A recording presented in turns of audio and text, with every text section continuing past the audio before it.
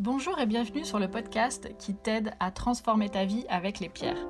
Je m'appelle Angélique, je suis la cofondatrice d'universminéral.fr et notre mission est de vous aider à travers les pierres à vous reconnecter à vous-même pour incarner votre plein potentiel.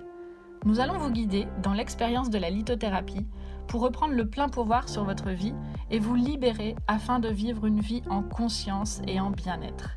Si ce podcast vous plaît, n'hésitez pas à nous soutenir en nous notant 5 étoiles sur votre plateforme d'écoute ou simplement en ajoutant un commentaire bienveillant. On vous remercie, on vous embrasse et on vous souhaite une bonne écoute. Bonjour à tous, j'espère que vous allez bien et que vous prenez bien soin de vous. Alors aujourd'hui, on va parler du chakra du cœur, autrement appelé Anahata, qui signifie son infini. On pourrait dire l'amour éternel et universel. Il est situé au milieu de la poitrine. Il parle d'amour inconditionnel, de compassion pour soi-même et pour les autres, de joie, de lâcher prise et de pardon. C'est aussi le chakra qui lie les 3 chakras du bas et les 3 chakras du haut. Donc c'est vraiment la zone centrale qu'on considère comme le point de départ de toute l'énergie. Il prend en charge les poumons, le haut du dos et les jambes. Il est situé au centre du sternum. Il a une fonction d'ouverture et d'équilibre. Alors, comme dans les précédents podcasts, on va voir si ce chakra est équilibré, faible ou surdéveloppé. Donc, dans le premier cas, quand le chakra du cœur est équilibré, ça veut dire qu'on porte un regard bienveillant sur soi, sur les autres et sur le monde en général. On est plutôt doux, on est gentil avec les autres et avec soi-même, surtout avec soi-même. On a de l'empathie, mais on sait se préserver de la souffrance des autres. On sait pardonner, on est en paix avec soi-même, on fait confiance à la vie et on est capable de lâcher prise. Quand on a un chakra un peu trop faible, on a de la difficulté à donner et à recevoir de l'amour. On a une faible estime de soi.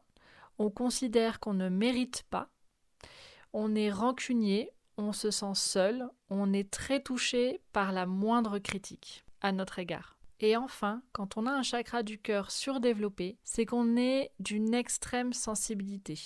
On est à court de patience, on est fatigué, on a l'impression d'avoir trop donné, on peut être aussi dépendant de quelqu'un ou d'une situation. On ne supporte plus les conflits, on ne supporte plus d'être impliqué dans des conflits. Bref, on est extrêmement à fleur de peau. Donc dans le cas d'un chakra du cœur faible et d'un chakra du cœur surdéveloppé, on peut faire appel à quelques cristaux qui vont être notamment ceux de couleur verte et ceux de couleur rose pour rééquilibrer ce chakra. Dans les cristaux de couleur verte, on va pouvoir faire appel à de l'aventurine, par exemple, qui va calmer la nervosité, ou à du jade, ou du chrysoprase, de la malachite, ou encore de l'amazonite. Et pour les cristaux de couleur rose, je vous conseille du quartz rose, évidemment. C'est une pierre qui va nous aider à travailler sur l'amour que l'on se porte, le lâcher-prise et notamment le pardon.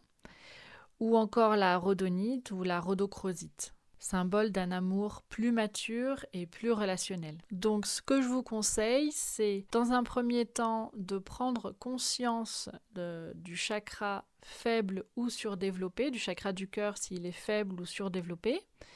Et si vous êtes dans l'une ou l'autre des catégories, c'est de travailler avec les pierres que je viens de citer.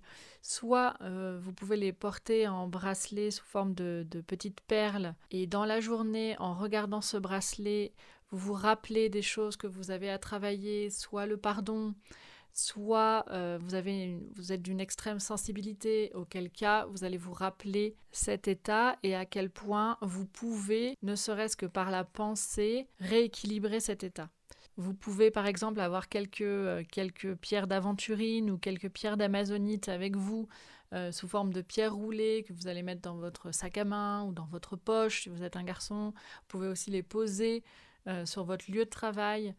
Et n'hésitez pas à aller vers les pierres quand vous sentez que, entre guillemets, elles vous appellent. Donc n'hésitez pas à les prendre dans vos mains et à vous reconcentrer pour équilibrer ce chakra du cœur. Voilà, c'est tout pour aujourd'hui. J'espère que vous en savez plus sur le chakra du cœur, donc Anahata, et que ce que je vous ai raconté pourra vous aider à rééquilibrer ce chakra si vous en avez besoin. On se retrouve la semaine prochaine pour parler du chakra de la gorge. Je vous souhaite une excellente semaine. Surtout, prenez bien soin de vous. On se retrouve la semaine prochaine, mercredi à 8h, donc à la même heure. Excellente semaine et à bientôt.